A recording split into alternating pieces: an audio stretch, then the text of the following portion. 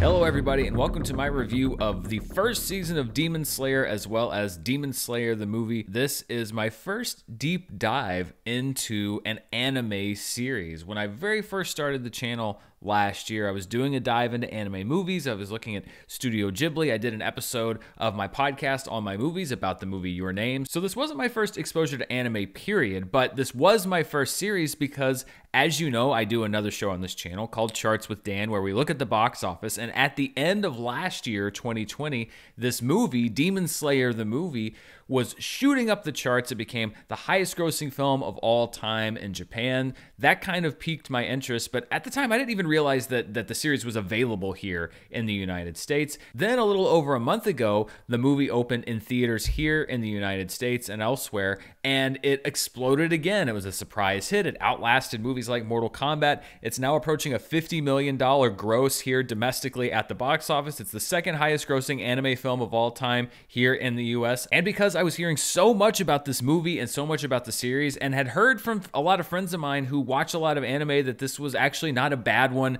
to jump into if this was going to be my first anime series, I decided to jump into Demon Slayer, which I found out was available on Netflix here in the United States, and if I liked it, to keep watching the series and then go on and review the movie. As it turned out, I really enjoyed this show. Now, I'm going to give a blanket warning here. I am very new to the world of anime, and a lot of times I'll cover movies like Demon Slayer or Dragon Ball Super Broly when they come up that are big box office hits, but I don't have a deep knowledge in the genre and the medium, and I'm going to do my best. I'm going to do my best with pronunciation, but I'm sure that there are going to be little things here and there that I probably am not getting 100% right, so I'm going to ask for your patience right up front, because this is actually something that I'm very enthusiastic about, but it's also something that I'm still learning. So having said that, let's jump into my review of the first season of Demon Slayer and Demon Slayer the movie. If you're not familiar with Demon Slayer, it's based on a manga of the same name that was published between 2016 and 2020.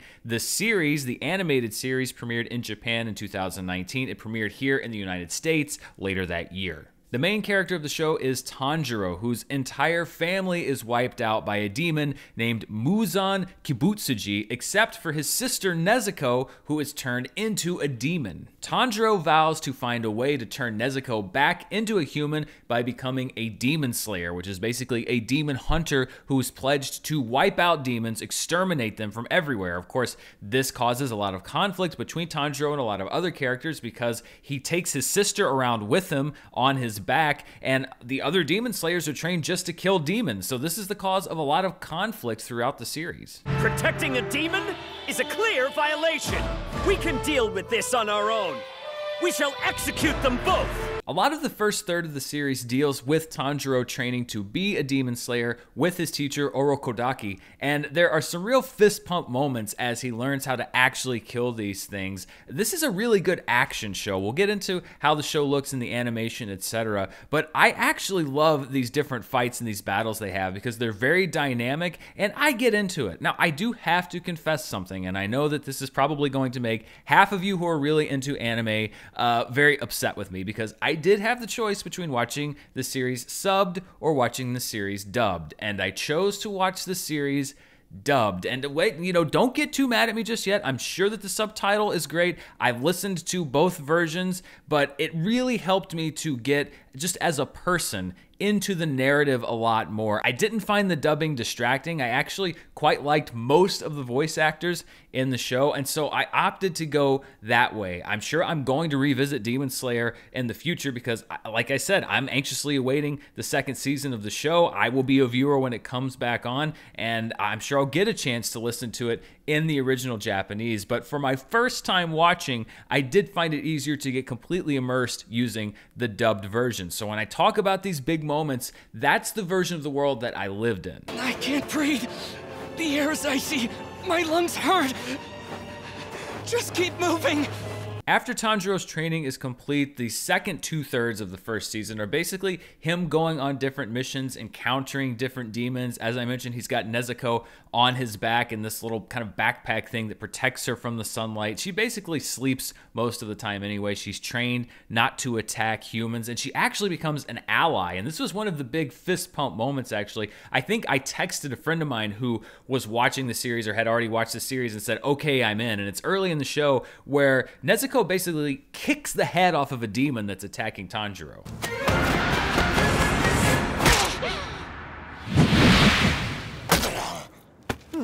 So breaking the show into a lot of different elements, the one thing that I'm not really sure of, like I said, this is the first anime series that I'm watching, so a lot of these may be hallmarks that run across a lot of different shows, and as I'm exposed to more of these shows, a lot of these may be tropes. Maybe I wouldn't be as impressed with a lot of this stuff if I'd seen a lot of anime shows before, but I haven't, so I can only speak from my perspective. Something that I wasn't sure about at the beginning is the running voiceover. Most of the show, you hear Tanjiro's inner monologue. He's explaining his feelings, he's explaining what's going on. This could get really tiresome, but I did not find that to be the case. It was a combination of the voice acting and the writing of the show, and after a little skepticism, I really didn't mind it. The air is thin on this mountain. A whole lot thinner than on the mountain where I grew up. As you could probably tell from the voiceover, this is a very emo show. There's a lot of emotions. Tanjiro cries a lot. There's a lot of angst, a lot of despair, and the show definitely gets very, very dark. But another thing that I wasn't really expecting was the humor, because this show kind of tactically deploys humor in a really effective way, and I found myself laughing out loud a lot of times at unexpected moments by some of the interactions between the different characters and the situations they find themselves in. How am I doing? All wrong. How about now? Still wrong. Now? Again. Now! Terrible. One particular kind of joke that I like, and again, this may be something that is common across different types of anime shows, is that they would actually switch up the styles of animation to underline a joke and help make the punchline. What about all your wounds, though? What are you talking about? I'm not hurt at all! What? But there's also a secret comedy MVP that would make me laugh just about every time it came on the screen, I guess, and that is a talking crow who will fly in and give Tanjiro his next mission. I don't know why I found this thing so funny, but I thought it was hysterical. Head to a sock, Tokyo now! Rumor has it a demon's lurking around there. Gah! I briefly mentioned before, but it really also needs to be underlined that the animation in this show is absolutely beautiful. And in doing a little research after I saw it, a lot of the show is hand-drawn 2D animation, but even the stuff that is done with the computer is based in a root of hand-drawn elements. So you don't have that kind of CG look that you see with a lot of animation nowadays. Yes, they do use computers, but it's based off of this tradition of hand-drawn animation and is absolutely gorgeous stuff. Sometimes really breathtaking. I didn't know that you could get this kind of quality for animation for a show that is on television, because it looks that good. It is feature animation good, and I think it really shows some exciting possibilities of what is possible today on an achievable level for mainstream animation with the combination of both computers and the hand-drawn style. So when we're breaking down the characters, of course, you have Tanjiro. He is unquestionably the main character. He is the person whose inner monologue you hear. He could be a very boring character, a very one-note character. I think the fact that you're seeing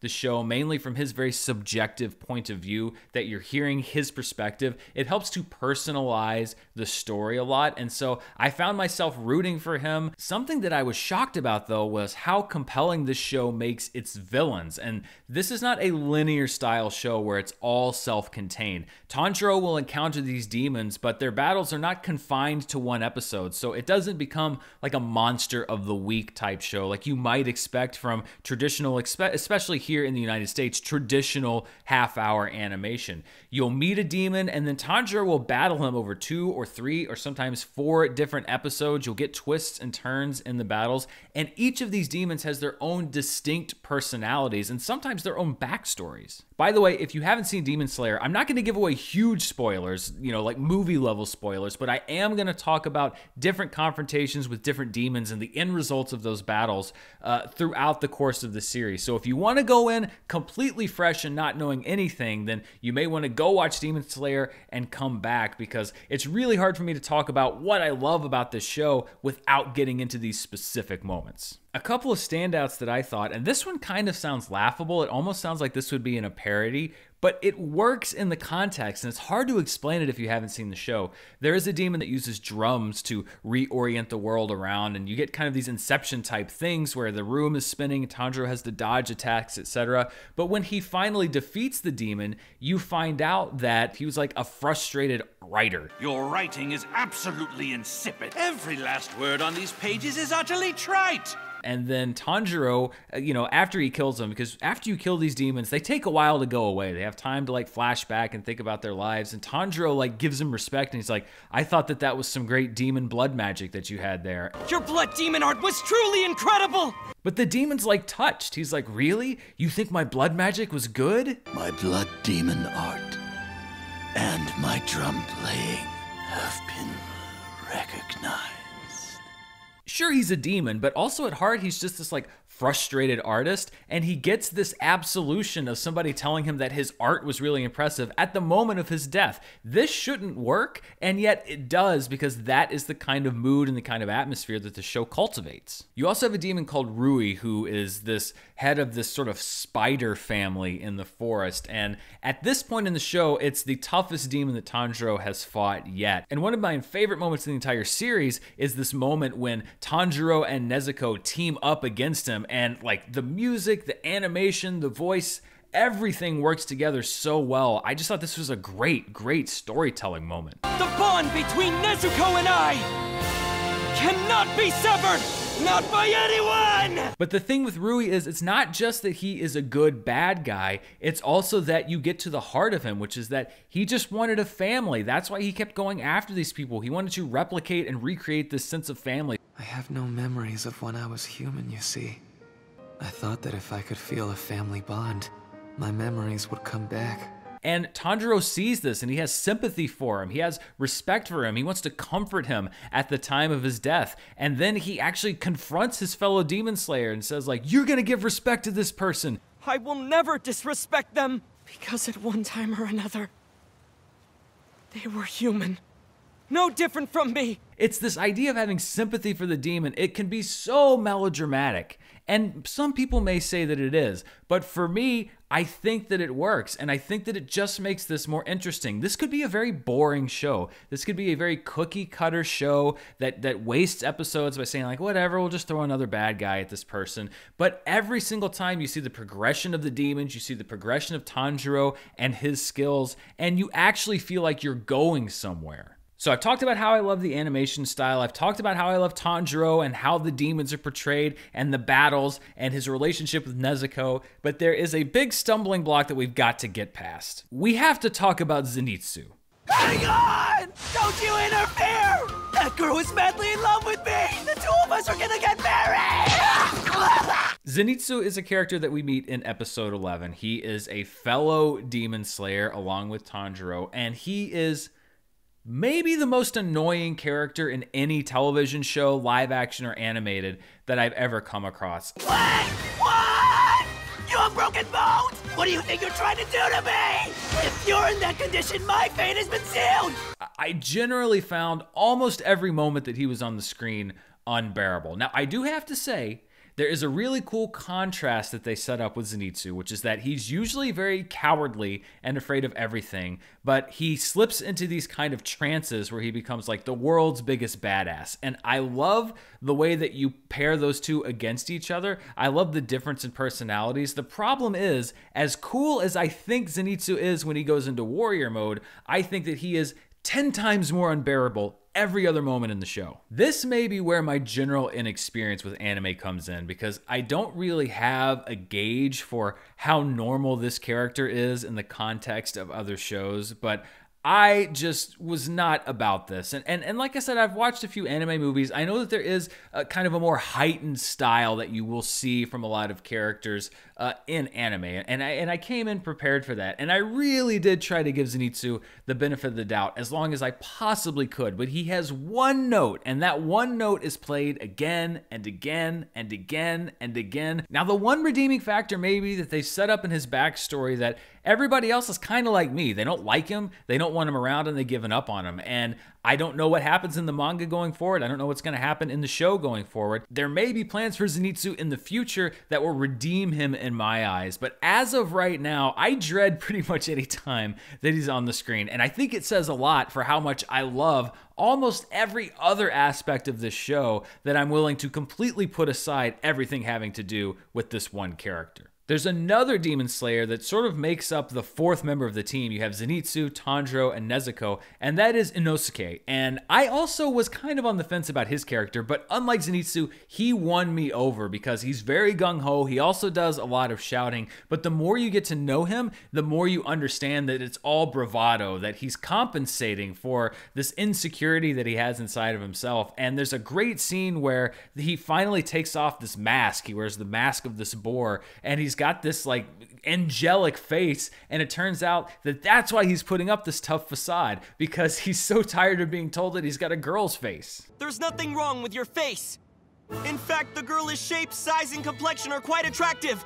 You're a dead man! The first 2/3 of the season is where we meet all of the characters, where you get a lot of these great demon battles. I think that the last third of this first season was a little bit weaker for me, although that's also where you meet some other great characters, and that is the Hashira. The Hashira are like the elite demon slayers. They are the best of the best, and they usually don't deign to work with demon slayers that are at Tanjiro's level, but through circumstance, they all get mixed together, and the Hashira that stands out the most, and I think this is no surprise for anyone that knows the show, for me is Rengoku. 12 Kizuki. I think he can draw them out. Even we rarely get the chance to confront one. I am envious. He's the Flame Hashira who gets some good lines in the TV show, but then really becomes the standout of the movie. But like the demons and like the supporting characters on the show, there are other Hashira that get some good lines in here and there. There's one called the Mist Hashira who made me laugh just about every time he was on screen because he is completely detached from anything else that's going on. I shall do whatever it is you wish, Master. I'll forget anyway. So I'm fine either way.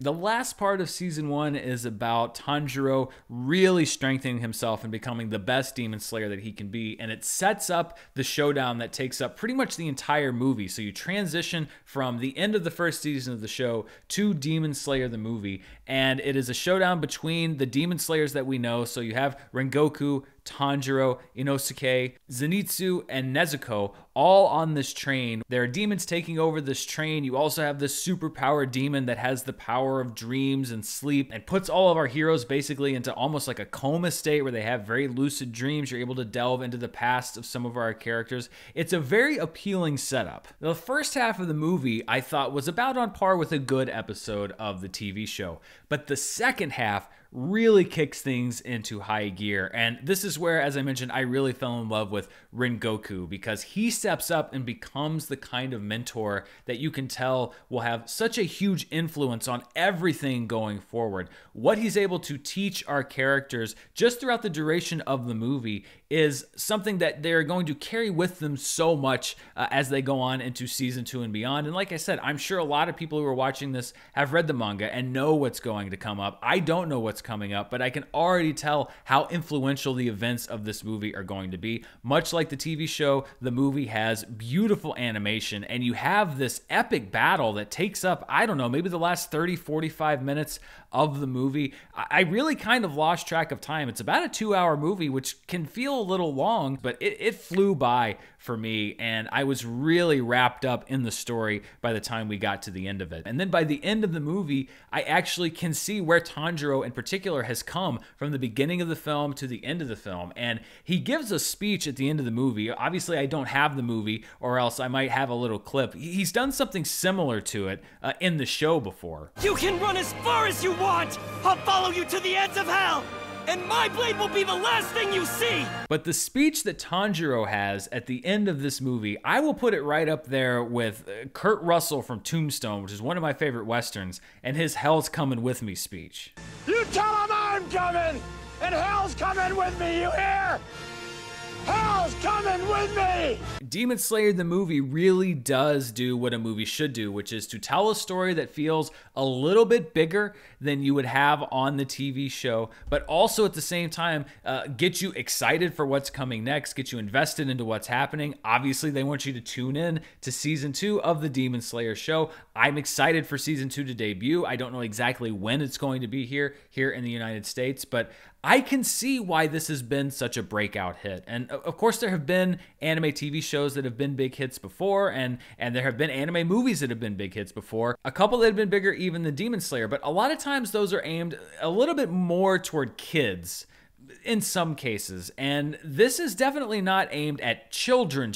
As I mentioned, this is a very dark show. There's blood, there's gore. I don't need them anymore! They're useless! This is not something that I would show to a 6-year-old. I don't know. I would probably even have to think about showing it to like a 10-year-old. This is more like a 12, 13-year-old and up show. But I think that this is breaking through because, yes, it's something that younger viewers can watch and enjoy. It's something that older viewers can watch and enjoy. I think it's got that extra layer of story. It's not just about animation and featuring these characters that you know and these kind of repetitive battles. This is really, really good storytelling. And I was invested in really the story of each and every character, even Zenitsu. Even though I didn't like him, even though I couldn't stand any minute that he was on screen, I was kind of interested to see where he was going as a character. I think that Demon Slayer is great storytelling, and I'm hoping, and I've already gotten suggestions about Death Note and Attack on Titan and all these other anime series to start with, but they're going to have a hard time for me. I mean, if this is an average anime show, and I've had some people say, oh yeah, Demon Slayer, that's a great one, and I've had some people say like, Demon Slayer, you know, that's okay, it's fine. If this is what fine is, then I'm looking forward to getting to the other ones that aren't this one, because if we can go up from here, then there's a lot of stuff out there that I'm really going to enjoy that I haven't seen yet, because Demon Slayer is something that I would wholeheartedly recommend. Whether you like anime or not, I was on board from the first minute of the first episode. Yes, stylistically, there may be a couple things that you have to adjust to. I liked some of them were a struggle for me, but the things that I had issues with were very small in comparison to the stuff that I liked. So obviously, I mean, if you're watching this for a recommendation, if you've already seen Demon Slayer, then you've probably already seen both the show and the movie. If you're looking to get into Demon Slayer, I would recommend doing that. If you've only seen the show and you're wondering if you should see the movie, then you absolutely should. I don't really have much bad to say about the show. It really was a very entertaining for me, and I'm looking forward to seeing more. So those are my thoughts on Demon Slayer. I'm sure a lot of you are already fans or deeper into it than I am and have been with it for a long time. I'm glad to now be among your ranks. I'm one of the lower among your ranks, but I'm happy to be with you. What do you think of the show? Did this maybe convince you to check out the show? Let me know down in the comments below. And as always, thank you so much for watching. If you want to see more of what I'm doing, you can check me out on Patreon at patreon.com/Dan Murrell. As a matter of fact, these are some of my producer level patrons. They are the top tier over on Patreon, and we do Schmodown study sessions. We also have monthly Schmodown commentaries. We have a movie commentary that everybody on Patreon gets, no matter what level you're on, as well as our monthly movie club, where we talk about a different theme every month. Lots of great stuff to check out. Also, be sure to check out my podcast. The video version airs here on this channel. The audio version, there's a link down below if you'd like to subscribe there. But most importantly, thank you for watching this video. I'm very excited to dive more into anime as time goes on. I will be on the search for the next anime show to get into. Until then, stay safe. Thanks for watching.